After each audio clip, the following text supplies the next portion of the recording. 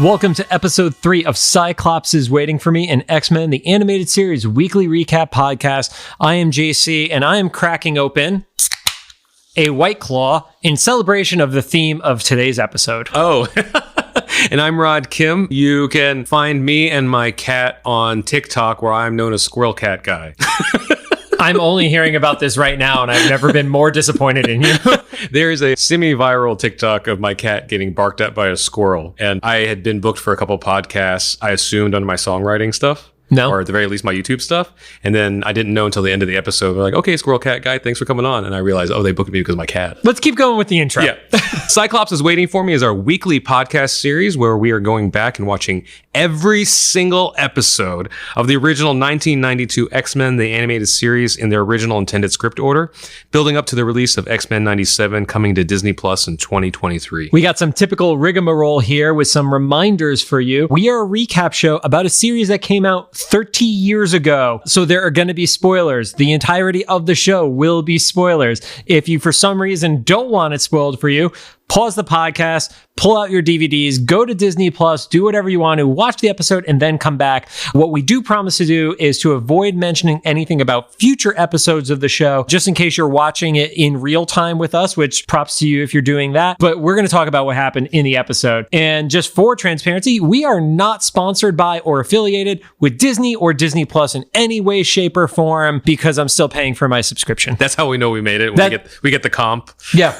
Yeah. The one comp that's between the two of us. Yeah. We have to share a family account. Don't forget to follow us on social media at Cyclops IWFM Pod on Twitter, Instagram, and Facebook. And of course, make sure to follow us on all your favorite podcast services. And finally, we record these episodes in batches right now. So if we're reacting to any news about the upcoming series, it's probably a few weeks behind. We're still working on that telling the future power thing. We were supposed to insert a joke here. I'm not very good at that. No, you're crushing it. You are nailing it. So, on to the show. Today, we are going to be talking about episode 4, still in season 1, obviously. And the title of the episode is called Deadly Reunions. Interestingly enough, Deadly Reunions is part 2 of a story because our previous episode, Enter Magneto, ended with a to be continued, but they have different names for the episodes, and there isn't a part 1, part 2. It's acknowledged in Eric Lewald's book that it is a part 2. So yeah, because we're following the aftermath of getting Sabretooth into the X-Mansion and everything. Yep. So episode kicks off, and it's very appropriate. I'm wearing a Deadpool shirt right now.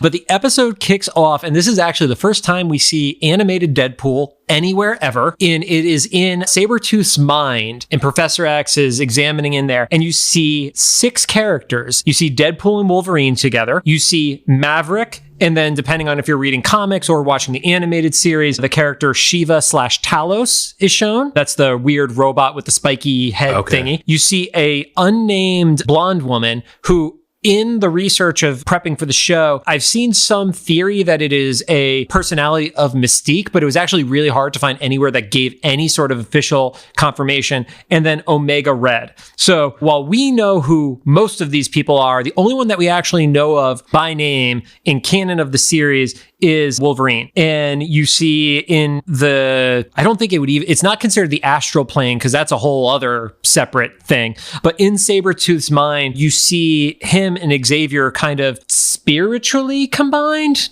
Yeah, it was mentally combined. Yeah. It was like the psychedelic representation of like Professor X's like version of therapy. Yeah. Almost, yeah. And then when they combined, it was really weird. It was basically like Professor X with like mutton chops. Yep. Yeah, he had like spiky mutton chops. It wasn't even full mutton chops. They had like the like point at the end of them. And there were these like obscure demons. And then one of the demons obviously was supposed to represent Wolverine. You had the color. You had the fact that it looked a little bit like a rabid Wolverine demon and such. He had the cowl and the claws and stuff. Yeah. I love that. I made a note about that point. I was like, I love how Professor X's dialogue was like, what are you hiding? I was like, that is clearly Wolverine.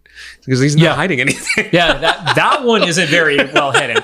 But he has this big box in the middle that Professor X cannot get into the mental form of Sabretooth, jumps in there and is like hiding, and Professor X assumes that this is trauma. And throughout the course of the episode, we find out it may be trauma, but it also may have been some other secrets in there. Yeah. The thing that stood out to me early in this episode is there is the first mention of the phrase homo superior. And looking into some of the research on it, that was one of Stan Lee's notes that he had given that he wanted inserted into the script. And Eric had a lot of conflict with Stan, because Stan had a lot of legacy ideas about what an X-Men show should be, and it didn't feel like a modern show. Eric acknowledges this is probably one of the last notes that Stan had given him that he actually put into the script. And Eric, to this day, doesn't like it. And it's just really weird to me because this was such an early introduction to the X-Men for me. But calling mutants homo superior is just a part of their identity to me. So Eric is so against that phrase, at least at the time that he wrote his book a few years ago, versus right now, if you're reading anything X-Men related, like homo superior as a phrase is just embraced. Yeah, it's a very common word. It's funny, I think it was the show or maybe the comics, but probably the show that me and my brother just assumed it was like a regular word, like in the real world. Got in trouble a few times in school with that one.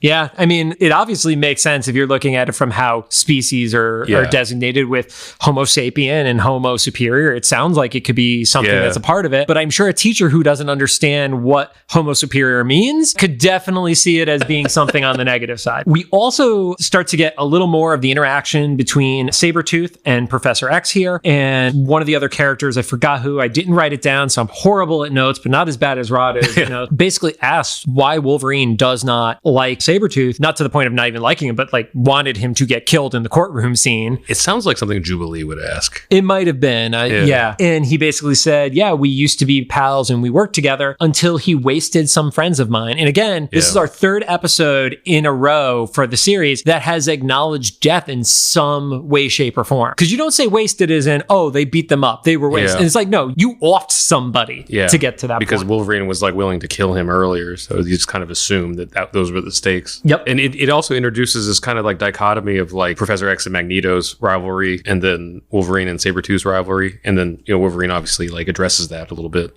later. Yeah. Oh, yeah. There's a great line. So I won't jump ahead to the line, but basically we see Magneto is going to do his follow up on the attack from the military base. And he decides to attack Metro Chemicals, which wholly generic 90s name. I was wondering if that was a reference to something. If it was, I couldn't find it, but it just is the most generic name to not piss off anybody and is super obscure and basically uses the humans there as bait because he knows he's back on Professor X's radar and he knows that Charles has a love for humanity. So if he publicly makes this attack, that Charles is going to come to the rescue with the team. And again, it was just really hilarious to me that it's like Metro Chemicals. Yeah. Before we move on too much further, there was a funny line in there that I saw is like, I only realized later when I was older that like Professor X, when he was in Sabretooth's mind, he's like, I'm trying to penetrate the recesses of his mind. And then Wolverine's like, I'll penetrate his recesses. Yeah, that's one of those phrases that 30 years later could definitely be interpreted in a different manner. It's like they just make out, get it out of the way. Yeah. It's the most violent animalistic makeout session ever. But we also see that Wolverine and Professor X have their continued conflict about what to do with Sabretooth. Wolverine obviously does not trust him because of their past together, and then is horribly offended by Charles when he says, well, we're going to go and stop Magneto and fight him to save these people. But when Wolverine points out what is wrong with one of his former comrades turned adversaries, it's, well, wait, we're supposed to drop everything and go fight your guy right now. But when it was mine, I'm told to like kick rocks. Like, I'm definitely paraphrasing, but he definitely takes it personal. Yeah, he's like, we have to go, take care of your old buddy, but like we have to forgive mine or give him a second chance or whatever. And it's like, you know what, Wolverine, valid argument. Yeah. Like so far at least. The X-Men head off to Metro. You have Professor X who's there alongside Cyclops, Rogue, and Storm, and then everybody else stays behind at the mansion. Professor X doesn't initially go in on the attack, right? Right. So Cyclops probably optic blasting through the wall, and then Storm and Rogue go in there. In kind of get their asses kicked a little bit. I thought it was interesting too that they added this little tidbit of Magneto. I know it was supposed to be like a joke, but I feel like it was a little bit of this plot line where he's like, I wonder how you look like after all these years, perhaps a toupee. And it brought up the question to me, was like, how long has it been since they've seen each other? I mean, it has to it seemed like decades. It has to at least be at minimum a decade. I think that's a fair assumption, because Magneto still had white hair in the flashback. So, I mean, granted, he could have been somebody who always had white hair. And Xavier was already bald. Right. But he could walk. But he could walk at the time. Yeah. He didn't know about the students in the school. I don't think there's any assumption that the school has only been there for like 3 months or 6 months or anything like that. I would say a decade is fair. In the previous episode, we mentioned Magneto is described as getting this legion of followers. You don't get a legion in a few weeks. Yeah. Or he was like bluffing a little bit. He was working on it. Because like you said before, like we only see him alone. Yep. One thing that I thought was really interesting in the scene in Metro is that people are getting like poisonous gas around them and are choking and falling and stuff like that. So even though they're not really acknowledging that they're dead, it's a high body count. There are definitely people dying. Yeah. So in this fight scene with Magneto at Metro Chemical, Storm has kind of like a flashback moment. A brick wall is starting to fall over her, and she's Storm. We've established that she can like summon a tornado or lightning or whatever magical powers, or like MacGuffin that can happen at that time. But she just freezes and she gets hit by like a falling wall of bricks, literally. One of my with Rogue under there with her though. That part helped. Rogue got under it too. Yeah, well, she stopped it initially, but then, so to stop the momentum. Yeah. But then it fell over, and then that was like one of my, like, I don't know if it was supposed to be funny, but Rogue kind of says, like, come on, those bricks weren't that heavy. And I was like, bricks, Rogue? Like, not everybody It's still you. bricks, Not everybody's you. We haven't established that, like, Storm is invincible or anything. Like, in this fight, I don't know if I'm skipping ahead too far, but Rogue is the only one that's conscious. Right. So Cyclops got knocked out because Magneto opened one of the vats that had poison in it, and that knocks out Cyclops. Rogue cures poison by giving him CPR. But the unfortunate aspect of Rogue giving Cyclops CPR is she absorbs his optic blast powers. Yeah. Also, we've established very little up until this point what the relationship between Jean and Scott is. Rogue actually is the first one to give a true hint of it, because she's basically like, well, I hope Jean doesn't get jealous or something along or I hope Jean understands. I remember she says, don't worry, I won't tell Jean. Yeah. Which it is really interesting. I never thought about in that perspective, like she cures poison with CPR. I mean, he was knocked out. He wasn't knocked out because oxygen being depleted. It was because he breathed in something that was poisonous. Yeah. That's just pretty funny. And then is that when Professor X comes in? So this is where I had a big question, and maybe they just hadn't decided that this was the helmet. The logic. Yes, I knew that. I knew that was going to get brought up. So the helmet's supposed to protect Magneto from Professor Xavier's mind stuff, right? Yes, and we're both horrible because neither one of us looked up when that started. Okay. I just remember over the course of the show, it being a thing, I thought. But I don't know. I guess that's something we'll find out in this podcast. Is like, oh, this is the episode that happened. By the time we got to the movies, that was very clearly a thing. And maybe it's just from having read the books and watched all the movies, despite hating half of them. Like, that was the thing. That was how Magnus could prevent Xavier from seeing into his mind and manipulating him. And it was the same with Juggernaut too, right? Juggernaut had extra stuff because there's magical power in Juggernaut's thing, but I mean, his helmet was prevents the entry, which is another interesting like logic. I don't know if we ever get explained to. It's just like this is made of unobtainium to protect his mind, or whatever spice or whatever this thing is in this universe, There's the whole thing with Superman where in certain versions of Superman, lead is what lets him not use his X-ray vision, because his X-ray vision is a copycat of real world X-ray technology. Like radiation and stuff. Yeah. When Professor X gets into his mind, as a kid, I just thought that as like, he froze him because he put bad memories in his head. Now as an adult looking back out there, I was like, that's probably one of the most traumatic things you could do to somebody. He like took him all the way back to what we are only told is like some vague war, but like most of us kind of assume it was the Holocaust situation and stuff. So like you made him relive that. Yeah, he made him relive one of the most painful moments of his life that probably led to his decision to take the dark path. Yeah. And that, now watching when I'm a little bit older, it's like kind of makes me question like the ethics of Charles Xavier a little bit. I know he's trying to stop. He's trying to save people's lives. It seems like not an overreaction necessarily, but like you could have pulled back a little bit. Like he's pulling out a howitzer to take on a bee. Yeah.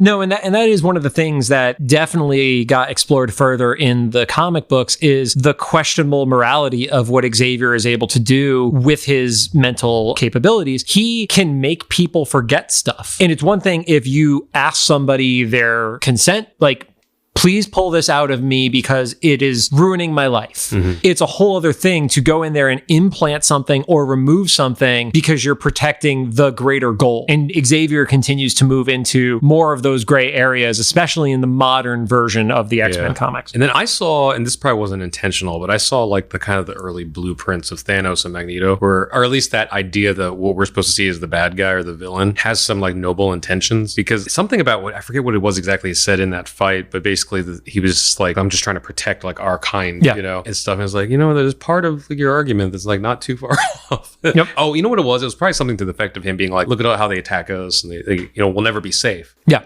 So it's like, okay, so we're priming this 10-year-old for like when 30-something-year-old Rod is going to see like Endgame. Like, we're like, oh, you know what? This is not all bad. At that point, once Xavier has gotten into Magneto's head, Magneto decides to retreat, and it kind of ends the conflict that's going on at the chemical plant. We see a shot of Senator Kelly referencing some of the previous attacks. He references the attack that just happened at the chemical plant, and he decides to use that point to declare his bid for presidency. And this was one of the ones that really, really jumped out because they start throwing out some really loaded phrases. He talks about relocation for mutants and actually talks about internment camps, and it was like, oh wow, they're going heavy with this. Like, they're not being subtle with their comparisons and allegories. Like, they're just straight up saying, we are putting these people into camps right now. Yeah, and that probably is additional justification for Magneto, because he's like, I've seen this before. Yeah, I think in the show, because they don't acknowledge the Holocaust, I think it's more to hit us as the viewer. Yeah. But I mean, even if you take out, he still could have grown up and seen some sort of war-torn, like internment situation or some sort of version of that. So it rings familiar to Magneto, but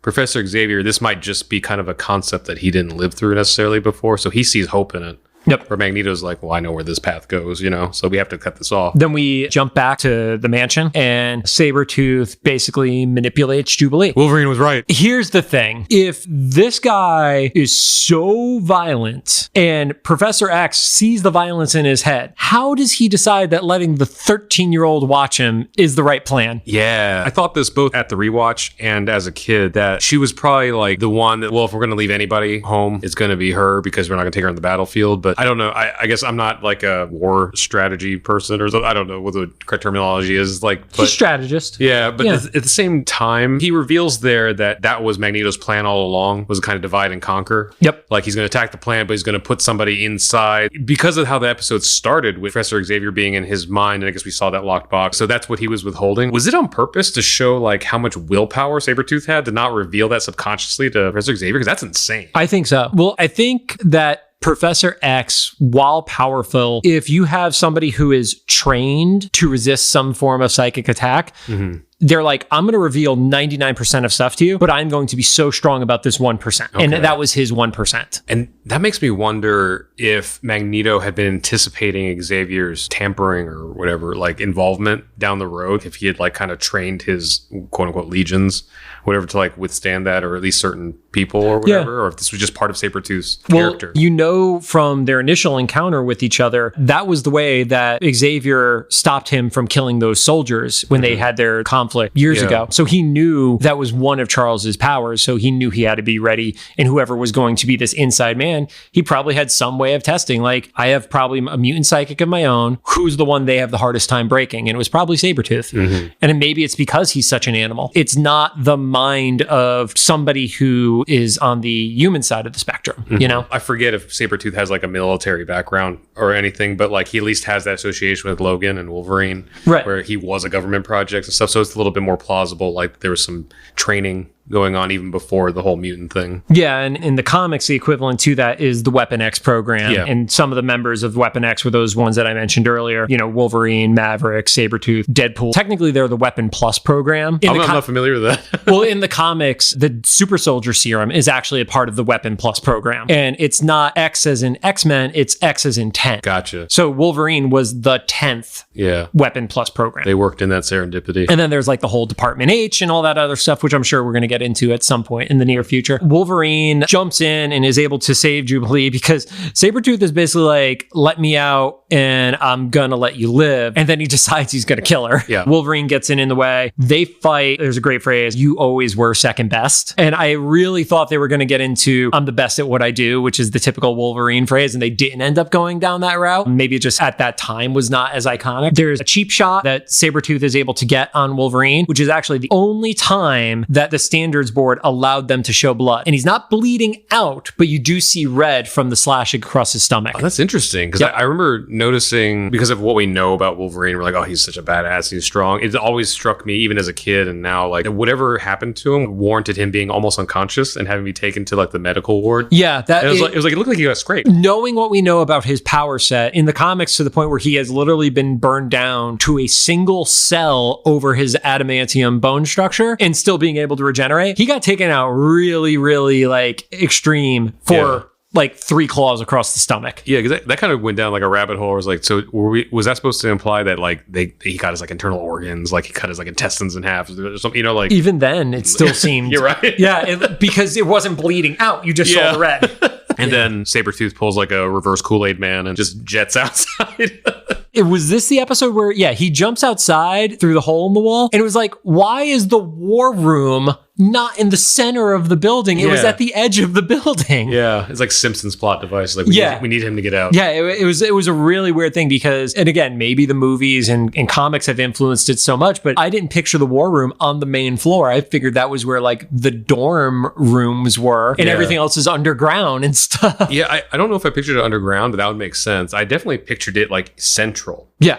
Because it was just like subliminally in my mind. I was like, when they said everybody to the war room is like people who come from all directions. Yeah. Not like single file from like one end of the hall. Yeah. It's not in the back western corner of the house. It cuts to, or at some point, a little bit later on, it cuts to Professor Xavier kind of like lamenting. I forget where, but he's talking with Storm. And this is a little bit of a follow-up to an earlier episode where Jubilee said something like, this is a place for weirdos like me. And Storm's like all of us. Storm does it again. So Professor Xavier is like confiding in Storm. He's like, I failed. And then Storm, without missing a beat, is like, we failed together, Professor.